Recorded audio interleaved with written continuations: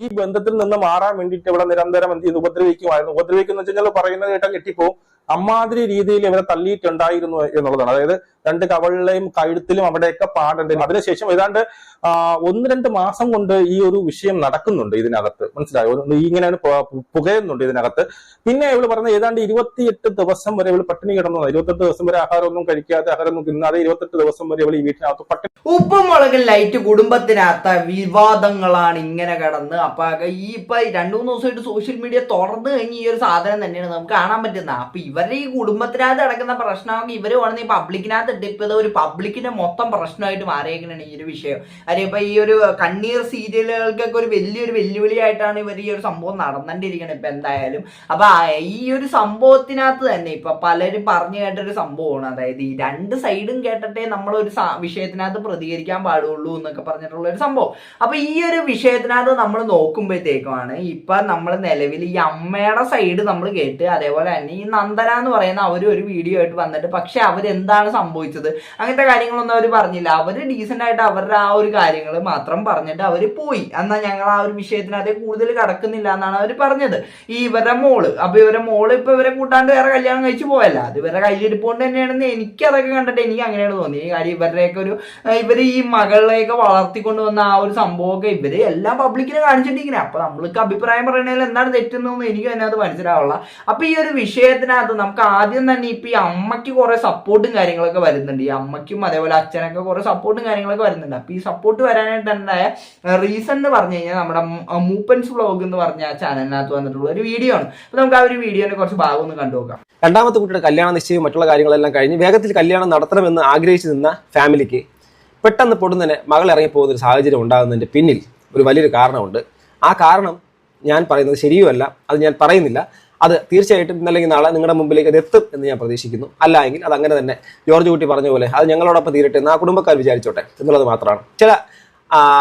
ചില കാര്യങ്ങൾ, അതായത് നമുക്ക് ഗുണകരമല്ലാത്ത അല്ലെങ്കിൽ ശുഭകരമല്ലാത്ത ഒരു മാതാപിതാക്കളെ അത്രയും വേദനിപ്പിക്കുന്ന തരത്തിലുള്ള ചില കാര്യങ്ങൾ അരങ്ങേറിയതിൻ്റെ ഭാഗമായി അവിടെ ആ ഒരു സംഭവങ്ങളൊക്കെ അങ്ങനെ നടക്കുന്നു. സ്റ്റേഷനിലേക്ക് പോകേണ്ടി വരുന്നു, മാതാപിതാക്കൾക്ക് വേദന ഉണ്ടാക്കുന്ന രീതിയിലുള്ള കാര്യങ്ങൾ അവിടെയും സംഭവിക്കുന്നു പലതും.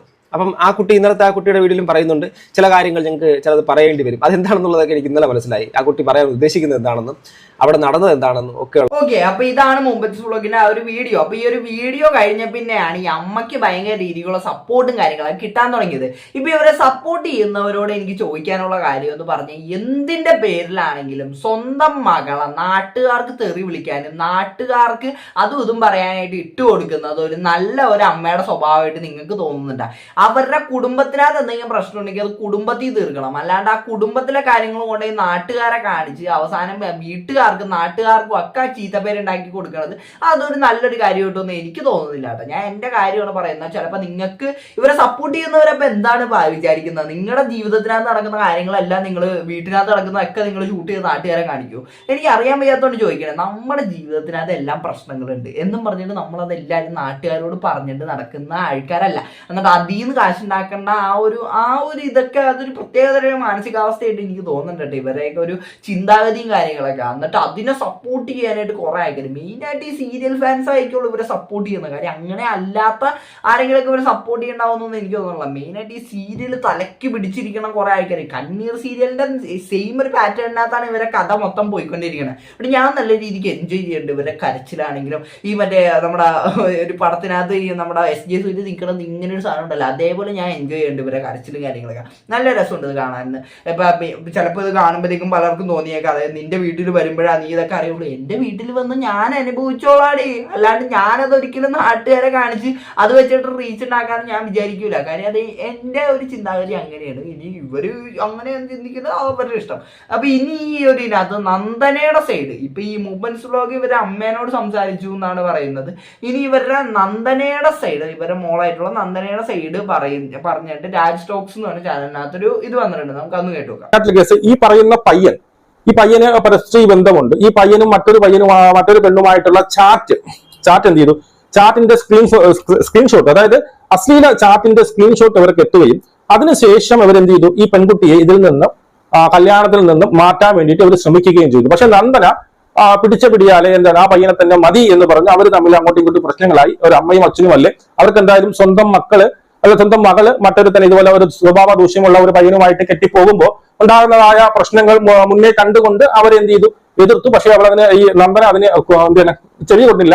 അതുകൊണ്ട് തന്നെ നന്ദന എന്ത് ചെയ്തു, ഇറങ്ങിപ്പോയി. അല്ലാതെ നമ്മൾ കല്യാണം നടത്താത്തതൊന്നും അല്ല എന്നൊക്കെ പറഞ്ഞുകൊണ്ടാണ് ഈ പറയുന്ന അമ്മയുടെ വെർഷൻ അങ്ങനെയായിരുന്നു. അതായത് നമ്മൾ പിന്നീട് ഈ പറഞ്ഞ പോലെ എന്താണ് വീഡിയോ കാര്യങ്ങൾ കിട്ടും. പക്ഷെ ഇപ്പൊ നന്ദന പറയുന്നത് മറ്റൊരു വെർഷനാണ്. അപ്പൊ നന്ദനയുടെ ഭാഗം കേൾക്കുമ്പോൾ നന്ദനയുടെ ഭാഗത്തും ശരിയുണ്ട് എന്ന് നമുക്ക് തോന്നിപ്പോകുന്നില്ല, ശരിയുണ്ടെന്ന് തന്നെ പറയാം. കാരണം ഈ ഒരു കാര്യം ആദ്യം പറയും, രണ്ടോ ഭാഗത്തും തെറ്റുകൾ ഉണ്ട് എന്നുള്ളതാണ് രണ്ടോ ഭാഗവും കേൾക്കുമ്പോൾ എനിക്ക് മനസ്സിലാവുന്നത്. ഇതിൽ പ്രധാനപ്പെട്ട ഒരു പോയിന്റ് നന്ദന പറഞ്ഞപ്പോൾ എനിക്ക് സ്ട്രൈക്ക് ചെയ്ത ഒരു പോയിന്റ്, അമ്മ പറഞ്ഞ സംഭവം എന്താണ്, ഈ പയ്യന് ഇങ്ങനെ ഒരു സംഭവം ഉണ്ടായിരുന്നു, പെൺകുട്ടികളുമായിട്ട് റിലേഷൻ ഉണ്ടായിരുന്നു, പരസ്യ ബന്ധത്തിനേക്കാൾ ഉപരി മറ്റ് റിലേഷൻസ് ഉണ്ടായിരുന്നു. അതുകൊണ്ട് തന്നെയാണ് എന്ത് ചെയ്തത്, പിന്നെ ഇതിൽ നിന്ന് കല്യാണം വേണ്ട, കല്യാണം നടത്തി തരില്ല എന്ന് പറഞ്ഞെന്നാണ് അമ്മ പറഞ്ഞത്. പക്ഷേ നന്ദന പറയുന്ന വർഷം മറ്റൊന്നാണ്. അതായത് ഇവരുടെ എൻഗേജ്മെന്റ് കഴിഞ്ഞ് ഇവരുടെ പെണ്ണ് കാണൽ കഴിഞ്ഞ് തൊട്ട് അടുത്ത ദിവസം, അതായത് 18-ാം തീയതിയാണ് ഇവരുടെ എൻഗേജ്മെന്റ് കഴിയുന്നത്. തൊട്ട് 19-ാമത്തെ ദിവസം തന്നെ ഇങ്ങനെ ഒരു മെസ്സേജ്, ഇങ്ങനെ ഒരു സ്ക്രീൻഷോട്ട് വന്നു എന്നുള്ളത് സത്യം തന്നെയാണ്. അത് ഈ പറയുന്ന ഈ നന്ദനയുടെ ചേച്ചി പൊന്നൂസിന്റെ ഹസ്ബൻഡിന്റെ ഫോണിലേക്കാണ് വന്നത് എന്നാണ് അറിയാൻ സാധിക്കുന്നത്. മനസ്സിലായി, ഹസ്ബൻഡിന്റെ ഫോണിലേക്ക് അങ്ങനെ ഒരു സ്ക്രീൻഷോട്ട് വന്നിരുന്നു. അതിനുശേഷം നന്ദന തന്നെ ഇടപെട്ട് എന്ത് ചെയ്തു, ഈ പയ്യന്റെ അടുത്ത് തിരക്കി, ഇതിൽ സത്യാവസ്ഥ എന്തെങ്കിലും ഉണ്ടോ എന്ന് തിരക്കി. അതിനുശേഷം ഈ പറയുന്ന മെസ്സേജ് അയച്ച പെൺകുട്ടിയില്ലേ അവരെയും വെച്ച് ക്ലാരിഫിക്കും. ഓക്കെ, അപ്പൊ എല്ലാവർക്കും മനസ്സിലായിട്ടുണ്ടാവും എന്നാണ് വിചാരിക്കുന്നത്. അതായത് ഇത്ര ഉള്ളൂ നന്ദനയുടെ ഇപ്പൊ നിലവിൽ കല്യാണം കഴിഞ്ഞിട്ടുള്ള ഹസ്ബൻഡ്. അപ്പൊ ആ ഒരു ഹസ്ബൻഡിന് ഇതിന് മുന്നേ വേറൊരു പെണ്ണായിട്ട് ബന്ധമുണ്ടായി. അപ്പൊ അവരുടെ തമ്മിലുള്ള ചാറ്റ്, അശ്ലീല ചാറ്റും കാര്യങ്ങളൊക്കെ പുറത്തു വന്നു. അത് അവസാനം ഇവരുടെ വീട്ടുകാർ കണ്ട്, ഈ നന്ദനയുടെ വീട്ടുകാരും കാര്യങ്ങളൊക്കെ കണ്ട് ലാസ്റ്റ് അവർക്ക് ഈ കല്യാണത്തിന് താല്പര്യമില്ല എന്ന് പറഞ്ഞു. പക്ഷെ നന്ദന ഇവനെ തന്നെ കെട്ടുള്ളൂ എന്നുള്ള രീതിക്ക് പുള്ളിയുടെ കൂടെ പോയി. അതാണ് സംഭവം. പക്ഷെ എനിക്കിത് പറയാനുള്ളതെന്ന് പറഞ്ഞാൽ നന്ദനയുടെ ഇഷ്ടമാണ്, നന്ദന ആരുടെ കൂടെ ജീവിക്കണം ആരുടെ കൂടെ ജീവിക്കണം, അല്ലാണ്ട് വീട്ടുകാരല്ല തീരുമാനിക്കണം. അതിപ്പോ എത്ര മോശം ആളാണ് ഈ നന്ദനയുടെ ഹസ്ബൻഡ് എന്ന് പറഞ്ഞാലും, ഇപ്പൊ നിലവിനകത്തുള്ള ഹസ്ബൻഡ് എന്ന് പറഞ്ഞാലും, ആ ഒരു നന്ദനയ്ക്ക് അത് വിഷയമില്ലെങ്കിൽ പിന്നെ ആർക്കാടെ വിഷയം എനിക്ക് മനസ്സിലാവുള്ള. നിങ്ങൾ എന്തിന്റെ പേരിലാണ് ഈ വീട്ടുകാരെ സപ്പോർട്ട് ചെയ്യണമെന്ന് എനിക്ക് മാനസിലാവുള്ള.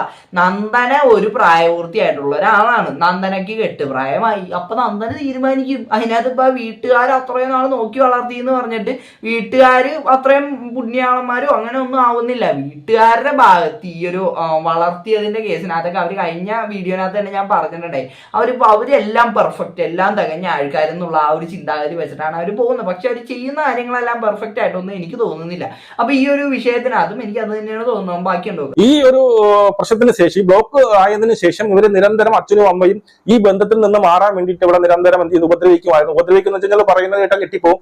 അമ്മാതിരി രീതിയിൽ ഇവരെ തള്ളിയിട്ടുണ്ടായിരുന്നു എന്നുള്ളതാണ്. അതായത് രണ്ട് കവളിലെയും കഴുത്തിലും അവിടെയൊക്കെ പാടുണ്ട്. എനിക്ക് വേണമെങ്കിൽ ഫോട്ടോസ് വേണമെങ്കിൽ അയച്ചു തരാമെന്ന് പറഞ്ഞിട്ടുണ്ടായിരുന്നു. മനസ്സിലായോ? എന്നിട്ട് അവര് പോലീസ് സ്റ്റേഷനിലേക്ക് പോയി. ഈ അടിയും കൊണ്ടുകൊണ്ട് അവർ പോലീസ് സ്റ്റേഷനിലേക്ക് പോയി. പോലീസുകാർ കേസ് എടുക്കണമോ എന്ന് നന്ദന എടുത്ത് ചോദിച്ചു. അമ്മയുടെയും അച്ഛന്റെയും പേരിൽ കേസ് എടുക്കണമെന്ന് ചോദിച്ചു. അപ്പോൾ നന്ദന പറഞ്ഞു വേണ്ട, അച്ഛനും അമ്മയും ആയതുകൊണ്ട് ഞാൻ അതൊന്നും പിന്നീട് വേണ്ടാന്ന് കരുതി എന്ന് പറഞ്ഞ് തിരിച്ചു വന്നു. അതിനുശേഷം ഏതാണ്ട് 1-2 മാസം കൊണ്ട് ഈ ഒരു വിഷയം നടക്കുന്നുണ്ട് ഇതിനകത്ത്. മനസ്സിലായോ? ഇങ്ങനെ പുകയുന്നുണ്ട് ഇതിനകത്ത്. പിന്നെ ഇവള് പറഞ്ഞ ഏതാണ്ട് 28 ദിവസം വരെ ഇവള് പട്ടിണി കിടന്നു. 28 ദിവസം വരെ ആഹാരമൊന്നും കഴിക്കാതെ, ആഹാരം തിന്നാതെ 28 ദിവസം വരെ ഇവൾ ഈ വീട്ടിനകത്ത് പട്ടിണി കിടന്നു. അതുപോലെ ഇവൾ എന്തെങ്കിലും കഴിക്കണമെങ്കിൽ പിച്ച എടുത്ത് കഴിക്കടി എന്ന് അമ്മ പറയും. അമ്മയ്ക്ക് ഒരാൾക്ക് ദേഷ്യം തോന്നിക്കഴിഞ്ഞ് കഴിഞ്ഞാൽ വായി തോന്നണ എന്തും വിളിച്ചു പറയുന്ന ഒരു സ്വഭാവമാണ് അമ്മയ്ക്കുള്ളത്. അത് മോളാണോ മക്കളാണോ എന്ന് ചോദിക്കില്ല. അപ്പൊ ഇങ്ങനെ ഇവളെ 28 ദിവസം വരെ ഇവളിങ്ങനെ പട്ടിണി കിടന്നിട്ടും അവളെ ചോറ് വല്ലതും കഴിക്കുകയാണെങ്കിൽ ഒരു നേരത്തെ ആഹാരം എന്തെങ്കിലും കഴിക്കണമെങ്കിൽ ഇതിനെ കണ്ടി പോയി തിന്നടി എന്നുള്ള രീതിയിൽ അമ്മയും അച്ഛനും പറയുമായിരുന്നു. അച്ഛൻ നിരന്തരം ഈ പറയുന്ന നന്ദനെ ഉപദ്രവിക്കുമായിരുന്നു. അതുമല്ല ഇവരെന്തെങ്കിലും ടൂറിനോ ഗുരുവായൂരോ അങ്ങനെ എന്തോ പോയി ഇവളെ കൊണ്ടുപോകാതെ ഇവളെ അവിടെ ആക്കിയിട്ട് പോയി വേറെ ഏതോ ഒരു പോകാതെ ഇപ്പൊ പൊന്നു എന്തിനാ ഇവളെ വണ്ടിയിൽ നിന്ന് ഇറക്കി വിട്ടുവന്നോ അങ്ങനെയൊക്കെ പറയുന്നുണ്ട്. അതുപോലെ ഇവര് തമ്മിൽ കോണ്ടാക്ട് ചെയ്യാതിരിക്കാൻ വേണ്ടിയിട്ട് അവന്റെ ഫോൺ പിടിച്ചു വാക്കുകയും അവന്റെ ഫോൺ കട്ട് ചെയ്യുകയും ഒക്കെ ചെയ്തു എന്നൊക്കെയാണ് ഈ പറയുന്ന നന്ദന പറയുന്നത്. അതുമല്ല ഇത്രയും അടി കിട്ടിയവൾക്ക് ഒരു രക്ഷയുമില്ല. അവിടെ ഇരുന്ന ചിലപ്പോൾ അവിടെ ജീവൻ തന്നെ പോകും എന്നൊരു സിറ്റുവേഷൻ വന്നു കഴിഞ്ഞു. കാരണം എന്തായാലും ഇതെല്ലാം അറിഞ്ഞ് അവന് വേറെ ഒരു പ്രശ്നം വന്നായിരുന്നു. അതൊക്കെ സോൾവ് ചെയ്ത് അങ്ങനെയൊന്നും ഇല്ല. ഒക്കെ സോൾവ് ചെയ്തതിന് ശേഷമാണ് നമ്മൾ എൻഗേജ്മെന്റിനെ ഉറപ്പിക്കുകയും അതിനുശേഷം പിന്നീട് ഈ ചേച്ചിയുമായിട്ട് അപ്പൊ എനിക്ക് പറഞ്ഞു വരുമ്പോൾ മനസ്സിലാവുന്നത് ഈ ചേച്ചിക്ക് ഇതിന് നല്ലൊരു റോളുണ്ട്. അതായത് പൊന്നുവിന്റെ ഫാമിലിക്ക് ഇതിനകത്ത് നല്ലൊരു റോളുണ്ട്. അവർ ഈ ഇവരുടെ ഇതിലേറി കളിക്കും. അവരും ഈ പറഞ്ഞ നന്ദനയുടെ ഇപ്പോഴത്തെ ഹസ്ബൻഡുമായി തമ്മിലുള്ള ഒരു ഇഷ്യൂ ഇതിനകത്തുണ്ട്. അവരുടെ അഭിപ്രായ വ്യത്യാസം, അവർക്ക് അങ്ങോട്ട് ഒരു ബാക്ക്ഗ്രൗണ്ടിൽ മറ്റേ BGM കൂടി ഇട്ടാ സെറ്റ് ആയിരിക്കും.